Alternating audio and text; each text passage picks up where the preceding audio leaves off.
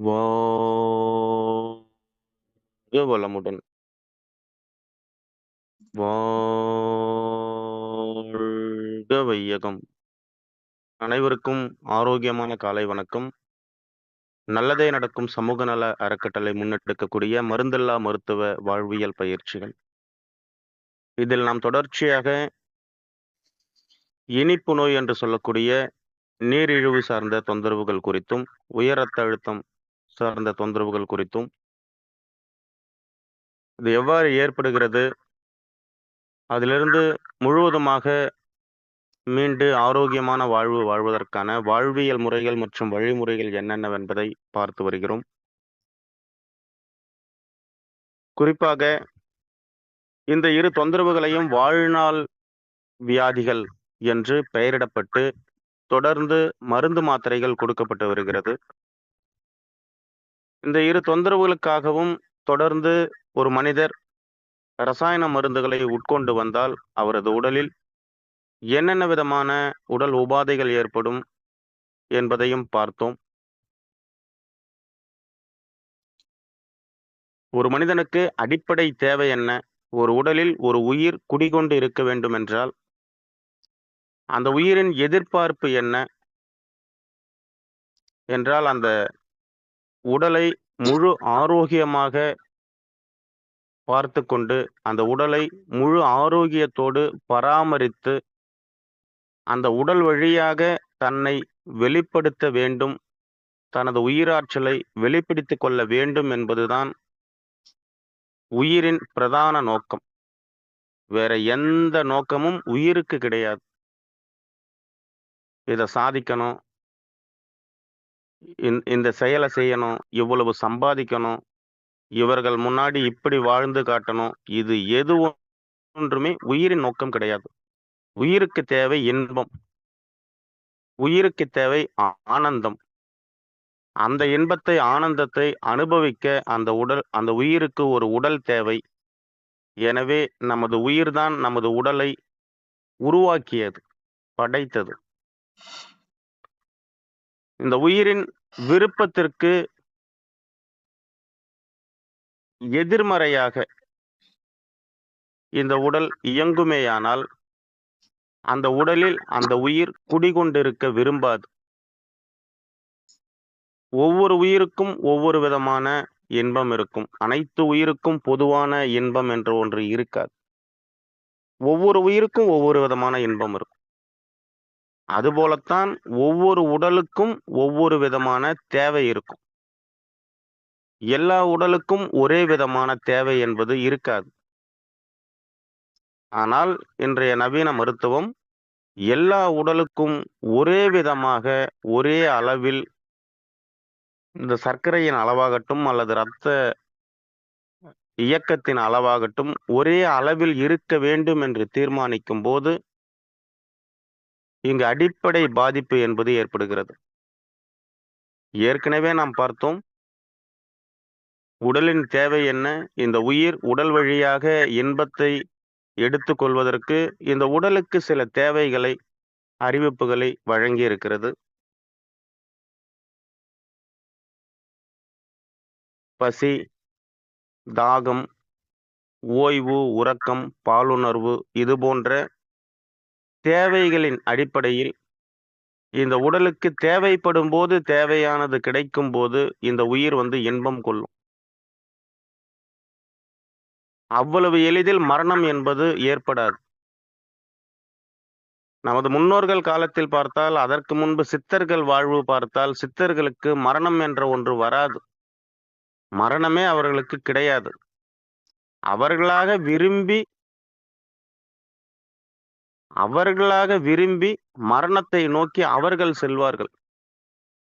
அமைதியாக ஒரு இடத்தில் அமர்ந்து ஜீவ சமாதி அடையக்கூடிய ஒரு நிலையில், நான் வாழ்ந்தது போதும், இனி என் வாழ்க்கையை நான் நிறைவு செய்து கொள்கிறேன், இந்த தேதியில், இந்த நாளில், இந்த நேரத்தில் நான் மரணிக்கப் போகிறேன், இந்த உலகை விட்டு இந்த உடலை விட்டு நான் வெளியேறப் போகிறேன் என்று ஜீவ சமாதி அடையக்கூடிய நிலையில் நமது முன்னோர்களுக்கு முன்னோர்கள் வாழ்ந்தார்கள். மரணம் அவர்களிடத்தில் வராது. ஆனால் இன்றைய நிலை, எப்போது மரணம் ஏற்படுமோ என்று தெரியாமல் திடீர் என்று மரணம் நிகழ்கிறதே, இதற்கு அத்தனைக்கும் என்ன காரணமாக இருக்கும் என்று பார்த்தால், பல காரணங்கள் இருந்தாலும் அதில் மிக முக்கியமான காரணம் நாம் இன்று பயன்படுத்தக்கூடிய இந்த நஞ்சு மருத்துவமான ரசாயன மருத்துவமே அடிப்படை காரணமாக அமைகிறது. நமது முன்னோர்களின் வாழ்வியல் முறைகளை நாம் உற்று பார்த்தோமேயானால் 90, 100, 110, 120 வயதை கடந்து இழுத்துக்கிட்டு இருக்கும். போகாது. இப்ப என்ன பண்ணுவாங்க? போற மாதிரி இருந்தது அப்படின்னாக்கா பால் ஊத்துவாங்க. ரொம்ப வாழ்ந்து முடிந்து தள்ளாத வயதில் உடல் நடமாட்டம் இல்லாமல், உடலில் ஆற்றல் இல்லாமல், ஆனால் உடலை விட்டு உயிர் பிரியாமல் அந்த உடலிலேயே உயிர் தங்கியிருக்கும். உறவுக்காரவங்கலாம் வந்து பார்த்துட்டு போவாங்க. ஒவ்வொரு முறையும் தகவல் குடுப்பாங்க. ஒவ்வொரு முறையும் பதறி போய் பெரியவங்க என்னாச்சோ பார்க்கலாம் அப்படின்னு சொல்லி வருவாங்க. ஒரு கட்டத்துல ஒரு ஒரு மாதிரி நெனச்சுருவாங்க. என்ன இவங்க நம்ம வேலையும் கெடுத்துக்கிட்டு எப்ப பாரு வந்து வந்து போக சொல்லிக்கிட்டு இருக்காங்களே அப்படின்ட்டு, கூட்டாக சேர்ந்து முடிவு செய்து, அந்த வாழ்ந்த அந்த நபரை வழி அனுப்பி வைப்பதற்கான ஒரு ஏற்பாடுகளை செய்வாரு. அதுதான் ரொம்ப முடியாம இழுக்கும்போது பால் ஊத்துவாங்க. எப்ப பால் ஊத்துவாங்க? ரொம்ப முடியாம வாழ்ந்து கழிந்து நெஞ்சுக்கும், மூக்குக்கும் மூச்சு காற்று இழுத்துக் கொண்டிருக்கும்போது, இறுதியாக பால் ஊத்துவாங்க. எதற்காக? இந்த பாலில் இருக்கக்கூடிய அந்த அடர்த்தி தன்மை, அந்த உயிர் ஆற்றலை சிதைக்கும், அந்த உடலை விட்டு உயிரை பிரிக்கும் என்பதற்காக பாலூத்தி வழி அனுப்பி வச்சாங்க. பால் எங்க பயன்படுத்துனாங்க? இறுதி கட்டத்துல பயன்படுத்துனாங்க. ஆனா இன்னைக்கு எங்க பயன்படுத்திக்கிட்டு இருக்கோம் பால? எல்லா இடத்துலயும் பயன்படுத்திக்கிட்டு இருக்கோம். வீட்டுக்கு ஒரு விருந்தாடி வந்துட்டா முதல்ல பால் ஊத்துறது தான். எங்க? பாத்திரத்துல ஊத்தி அடுப்புல வைக்கிறது. Tea, coffee குடுக்கறதுக்காக. பால் என்ற ஒரு பொருள் அந்த அளவிற்கு நமக்கு நன்மையை பயக்குமா என்றால் ஒருபோதும் கிடையாது. ஆனால் பாலில் பலவிதமான சத்துக்கள் இருக்கு. உயர்ந்த சத்துக்கள் இருக்கு. பால் குடித்தால் நாம் இந்த மாதிரி இருக்கலாம் என்று சில பல விளம்பரங்களை நம்பி பாலை பயன்படுத்தக்கூடிய ஒரு பழக்கம் இன்று வந்துவிட்டது. பாலை பற்றி நாம் ஏற்கனவே பார்த்து விட்டோம். அப்போ உடலில் ஒரு ஒரு அசௌகரியம் ஏற்பட்டு இருக்கிறது.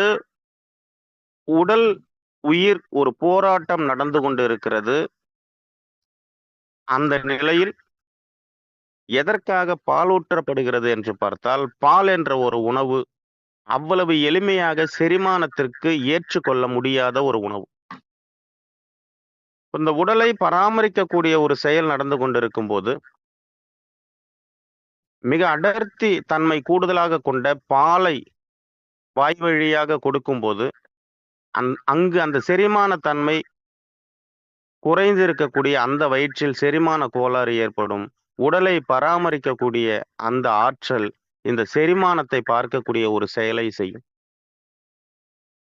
ரொம்ப முடியாம இழுத்துக் கொண்டு இருக்கும்போது பால் ஊத்துனா போய் சேருவாங்க அப்படிங்கிறதுக்காக தான் பால் ஊத்துறது. அதுலயும் மரபு எப்படி இருந்தது அப்படின்னாக்கா, தேங்காய் பால் கொடுக்கும்போது ஆற்றல் கிடைக்கும். எந்திரிச்சு உட்காருவாங்க. பசும்பால் ஊத்தனோம் அப்படின்னாக்கா ஆற்றல் குறையும். பாய் பாய் சொல்லுவாங்க. ஸோ அந்த நிலை இருந்தது. நமது முன்னோர்களுடைய வாழ்க்கை முறை அப்படிதான் இருந்தது. அந்த உடலை விட்டு உயிர் விலகுவதற்கு ஏற்றுக்கொள்ளாது. ஒரு ஒரு ஒரு நிலையான பிடிமானமாக அந்த உடலோடு உறுதியாக அந்த உயிர் இருந்தது. அவர்களது உடலை பரிசோதித்து பார்த்தால் அவர்களுக்கு சர்க்கரையின் அளவு தாறுமாறாக இருக்கும். இரத்த அழுத்தத்தின் அளவு ஏகப்பட்டதாக இருக்கும். அவர்களது உடலில் புற்றுநோய்க்கான அறிகுறிகள் பல இருக்கும். இன்று மருத்துவ கூட்டம் எதையெல்லாம் வாழ்நாள் வியாதி என்று சொல்லுகிறதோ அத்தனை தொந்தரவுகளுக்கும் ஒரு ஒரு அடிப்படை அந்த உடலில் இருக்கலாம். அவர்கள் நன்கு உழைத்தார்கள். கள்ளம் கபடம் இல்லாமல் இருந்தார்கள், வாழ்ந்தார்கள். ஆனால் இன்று அந்த உடலை விட்டு உயிர் பிரிவதற்கு ஏற்புடையதாக இல்லாமல் அந்த உடலிலேயே உயிர் தங்கிக் கொண்டு போராடி கொண்டிருக்கிறது. எதற்காக? மரணத்திற்காக. நமது முன்னோர்கள் வாழ்க்கை பெருவாரியான மக்களின் வாழ்க்கை அப்படிதான் இருந்தது. அந்த சமூகத்தில் இருந்து வந்தவர்கள் தான் நாம். ஆனால் இன்றைய காலம் எப்படி இருக்கிறது என்று பார்த்தால், மருத்துவமனைக்கு சென்றால் வீடு திரும்பிவிட்டால் போதும் என்ற ஒரு நிலையில் இருக்கிறது. சேர்த்து வைத்த பொருளாதாரம் அத்தனையும் இழக்கக்கூடிய ஒரு நிலை ஏற்பட்டு இருக்கிறது. எதற்காக என்று பார்த்தால், இந்த உடலில் ஏற்பட்டு இருக்கக்கூடிய இந்த உபாதைகளை சரி செய்து கொள்வதற்காக சேர்த்து வைத்திருக்கக்கூடிய பொருளாதாரம் ஒட்டு மொத்தத்தையும் இழக்கக்கூடிய ஒரு நிலை உருவாகியுள்ளது. இவ்வளவு இழப்புகள் நமக்கு ஏற்படாமல் இருக்க வேண்டுமென்றால், இருக்கும்போதே நமது உடலின் உணர்வுகளை புரிந்து கொண்டு, அந்த உணர்வுகளுக்கு மதிப்பளித்து நாம் வாழத் துவங்கினோமேயானால், எந்த இழப்புகளும் நமக்கு ஏற்படாது. பிறப்பும், இறப்பும் என்பது அவ்வளவு சாதாரணமான ஒரு நிகழ்வு கிடையாது. அது மனித அறிவிற்கு அப்பாற்பட்ட ஒரு செயல். ஆனால் இன்று எப்போது அது ஏற்படுமோ என்று தெரியாமல் திடீர் என்று ஏற்பட்டுக் கொண்டே இருக்கிறது. இதற்கு காரணம் மனிதர்களாகிய நாம் நமது உடலைப் பற்றி நாம் புரிந்து கொள்ளாமல் இருப்பதுதான். இன்றளவும் மனிதர்கள் தவிர மற்ற உயிரினங்கள் அத்தனையும் தனக்கான அந்த வாழ்வியல் முறைகளுக்கு, அந்த விதிகளுக்கு, அந்த நெறிகளுக்கு உட்பட்டு தான் வாழ்ந்து கொண்டிருக்கிறது. தேவையை விட கூடுதலாக எது ஒன்றுமே சேர்த்து வைப்பது கிடையாது முதலில். எது ஒன்றுமே எடுத்து வைப்பது கிடையாது முதலில். அது உணவாகட்டும், பொருளாகட்டும், உடலுக்குள் இருக்கக்கூடிய கழிவுகளாகட்டும், நாம தான் ஏகப்பட்டது சேர்த்து வச்சுக்கிட்டே இருக்கோம். பொருளாதாரத்த சேர்த்து வைக்கிறோம். பகைமையை சேர்த்து வைக்கிறோம். எதிர்மறையை சேர்த்து வைக்கிறோம். உடலில் தேவையில்லாமல் கூடுதலாக கழிவுகளை சேர்த்து வைக்கிறோம். இப்படி தேவையில்லாமல் பல கழிவுகளை, தேவையில்லாத தகவல்களை நாம் சேர்த்து வைக்க உடலும், மனமும் மோசமான நிலைக்கு திரும்புகிறது. போதும் என்ற மனமே பொன் செய்யும் மருந்து என்று சொல்லுவார்கள். மனித மனம் எதில் போதும் என்று சொல்லுகிறது? நம் மனம் எதில் போதும் என்று சொல்லுகிறது? அந்த போதும் என்று சொல்லக்கூடிய அந்த மனநிலை நமக்கு வர வேண்டும் என்றால், முதலில் உணவு உண்ணும்போது போதும் என்ற அந்த உடல் சொல்லக்கூடிய அந்த உணர்வை நாம் புரிந்து கொள்ள வேண்டும். காரணம், தொடர்ந்து அந்த உடலுக்கு நம்ம அததான் கொடுத்து கொண்டே இருக்கோம். முதலில் அதில் போதும் என்று சொல்லணும்.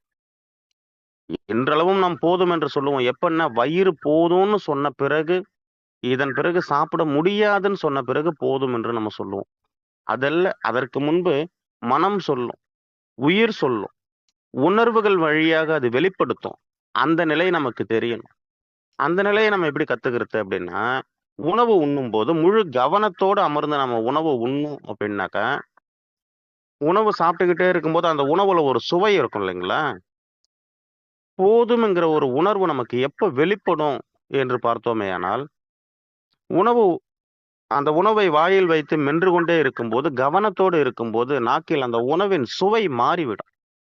அதுதான் போதும் என்ற ஒரு ஒரு முதல் அளவுகோல். அந்த நேரம் போதும் என்று இந்த உடல் சொல்லுகிறது. அதை கவனிக்காமல் நாம உணவு சாப்பிட்டுக் கொண்டே இருக்கும்போது, உள்ளுக்குள்ள இருந்து வயித்திலிருந்து ஒரு உணர்வு வரும். என்ற ஒரு உணர்வு வரும். ஏப்பம். இதுதான் அலாரம். நிப்பாட்டுங்க போதும். இதுதான் அலாரம். ஆனால் இந்த உணவுகளில் நாம் சேர்த்திருக்கக்கூடிய, சுவைக்காக சேர்த்திருக்கக்கூடிய இந்த மசாலா பொருட்கள், அது மீண்டும் வேண்டும் வேண்டும் என்று இந்த உடலுக்கு கொடுக்கக்கூடிய அளவிற்கு, அந்த மசாலாவின் சுவைக்கு நாம் அடிமையாகி, தொடர்ந்து நாம் கொடுத்து கொண்டே இருப்போம். மசாலா சேர்க்காத உணவாக இருந்தாலும், அது பழைய சோறாக இருந்தாலும், கவன சிதறலோடு நாம் உணவை உண்ணும்போது, இந்த உணர்வை நம்மால் உணர முடியாது.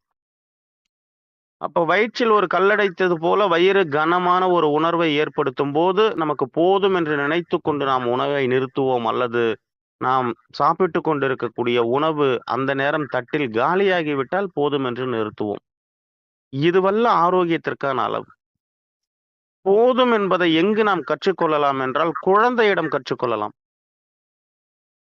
குழந்தைக்கு ஓரளவு சாப்பாடு போட்டு வச்சுட்டு சாப்பிட சொல்லி சொன்னோம் அப்படின்னாக்கா, ஓரளவுக்கு சாப்பிட்டுட்டு, அந்த குழந்தைக்கு போதும்னு தோணுச்சுன்னாக்கா, மீதி சாப்பாட்ட குழந்தை சாப்பிடுறத நிப்பாட்டிடும்.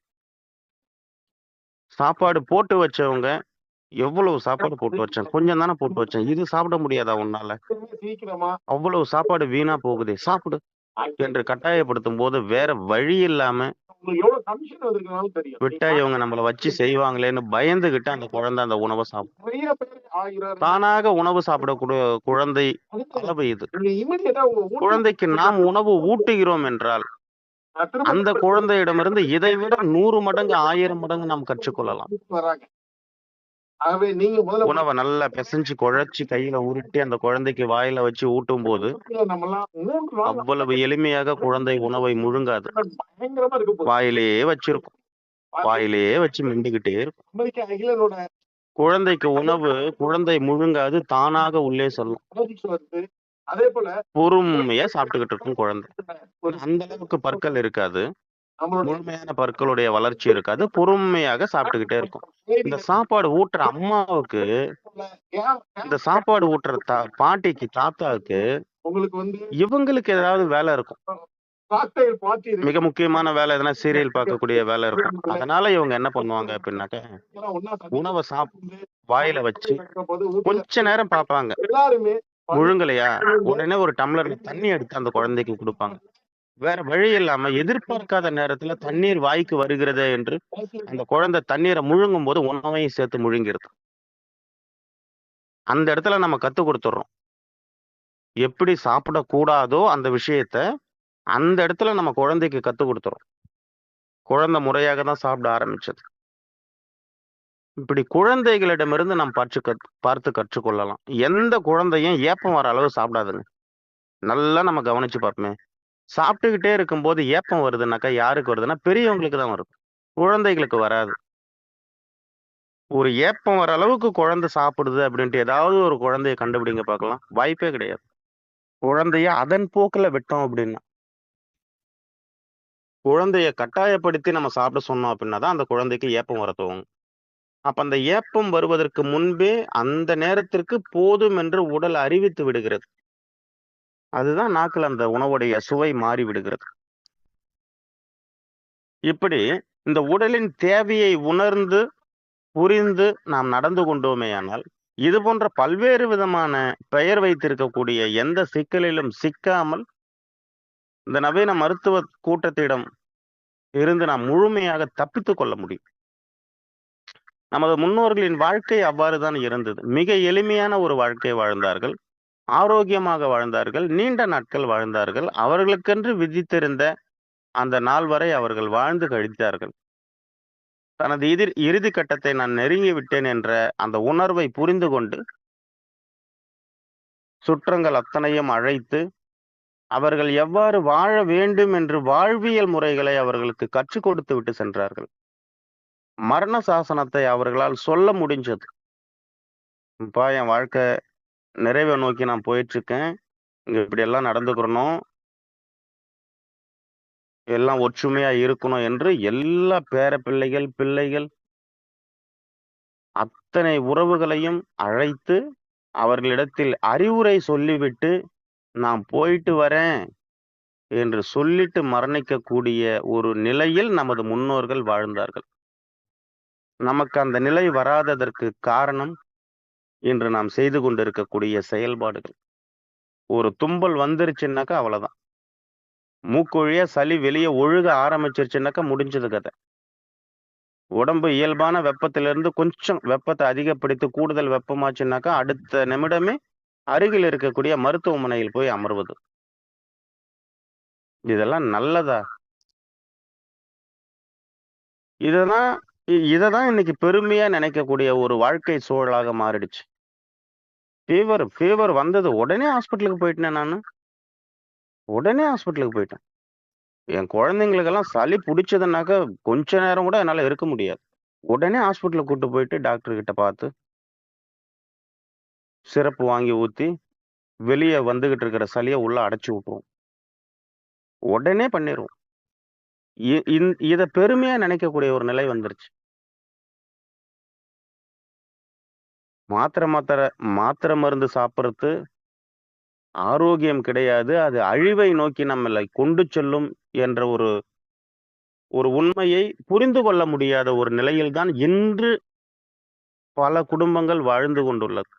இந்த மருந்து மாத்திரை தான் என்னை வாழ வைக்கிறது என்ற மனநிலையில் பலர் வாழ்ந்து கொண்டிருக்கிறார்கள். அவர்களுக்கு ஒரு கட்டத்தில் தான் தெரியும், இவ்வளவு காலம் அந்த மருந்து மாத்திரைகளை சாப்பிட்டதுடைய விளைவுதான் எனக்கு இவ்வளவு தொந்தரவுகள் வந்ததோ என்று. அந்த உடல் ஆரோக்கியத்தை முழுமையாக இழந்த பிறகு, உடல் தளர்ந்த பிறகு, ஒரு இறுதி கட்டத்தில் மருத்துவமனையில் உறவுகள் எவரும் இல்லாமல் தனி படுக்கையில் படுத்துக் கொண்டிருக்கும் போது அவர்களால் உணர முடியும்.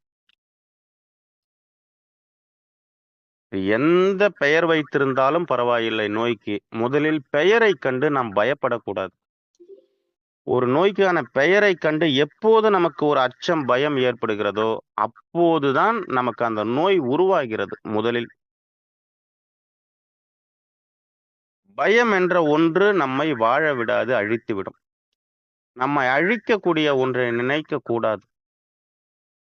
நமக்கு எந்த நோய்க்கான எந்த பெயர் வைத்திருந்தாலும், "ஓ! அப்படியா? பார்த்துக்கலாம். இதுக்கு என்ன பண்ணணும்? என்ன வாழ்வியல் முறைகள நம்ம தவறு செஞ்சிருக்கோம்? எத நம்ம சரி செய்யணும்?" நம்மிடம் நாம் என்னென்ன செய்கிறோம் என்று நம்மிடம் நாம் கேட்டால் நமக்கு பதில் கிடைக்கும்.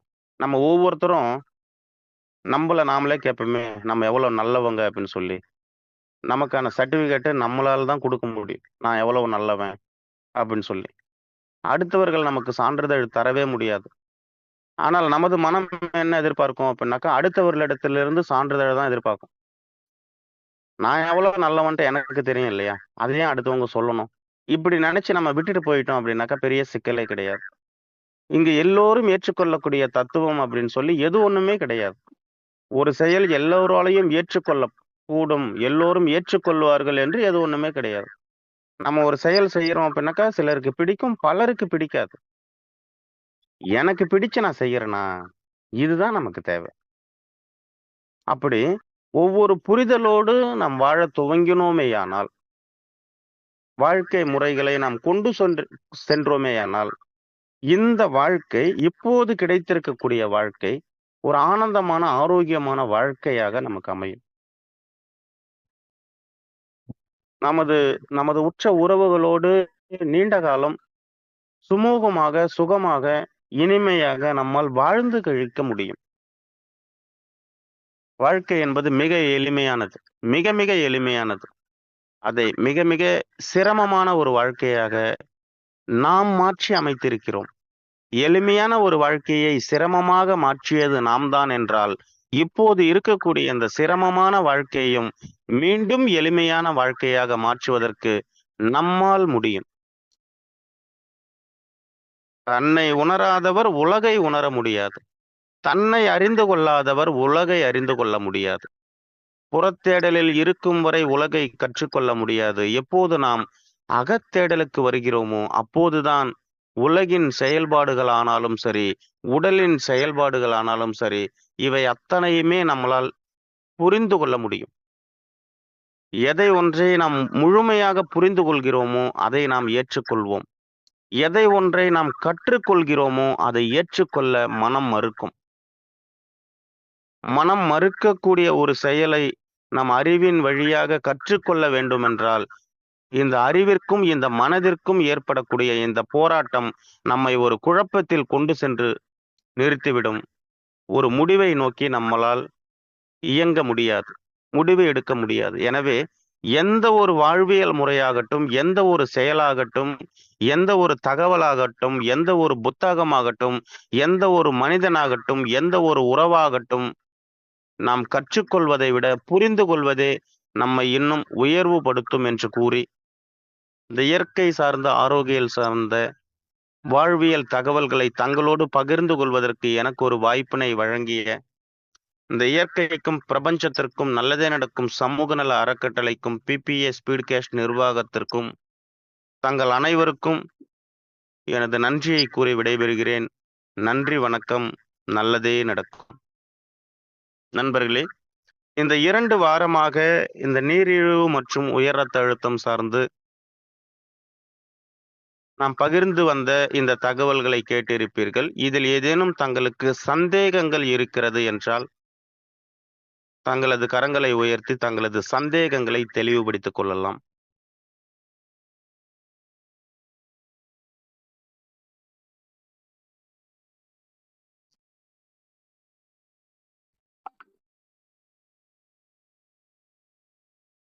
மகிழ்ச்சி. நன்றி. முழுமையான புரிதலை நோக்கி நாம் ஒவ்வொருவரும் புறப்படுவோம்.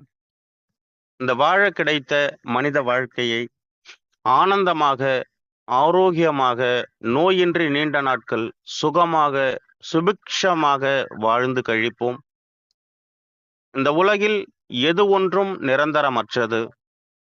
பிறப்பும் இறப்பும் மனித அறிவிற்கு அப்பாற்பட்டது. இந்த இரண்டிலும் மனித அறிவு உள்நுழையக்கூடாது. இந்த உலகில் எது ஒன்றும் நிரந்தரமற்றது என்பது உண்மை என்றால், இப்போது நமக்கு நடந்து கொண்டிருக்கக்கூடிய வாழ்வியல் சிக்கலாகட்டும், உடல் ரீதியாக இருக்கக்கூடிய தொந்தரவுகளாகட்டும், உறவுகள் ரீதியாக இருக்கக்கூடிய மன கஷ்டங்கள், விரோதங்களாகட்டும், இதுவும் நமக்கு நிரந்தரமற்றது. இதுவும் மாறக்கூடியது. இதுவும் மாறும், எனக்கானது எனக்கு வந்து சேரும் என்ற அந்த உயரிய எண்ணங்களை நாம் ஒவ்வொருவரும் வளர்த்து கொண்டோமேயானால், வாழும்போதே வாழ்க்கை என்பது சொர்க்கமாக இருக்கும். இந்த இயற்கை நமக்கு கொடுத்த இந்த மாபெரும் பாக்கியத்தை நாம் அனைவரும் புரிந்து கொண்டு, இந்த வாழ்க்கையை நாம் சரியான முறையில், தெளிவான முறையில், முழு புரிதலோடு வாழ்ந்து கழிப்போம் என்று கூறி, வாய்ப்பளித்த தங்கள் அனைவருக்கும் மீண்டும் ஒரு முறை நன்றி பாராட்டி விடைபெறுகிறேன். நன்றி, வணக்கம். நல்லதே நடக்கும். நன்றி.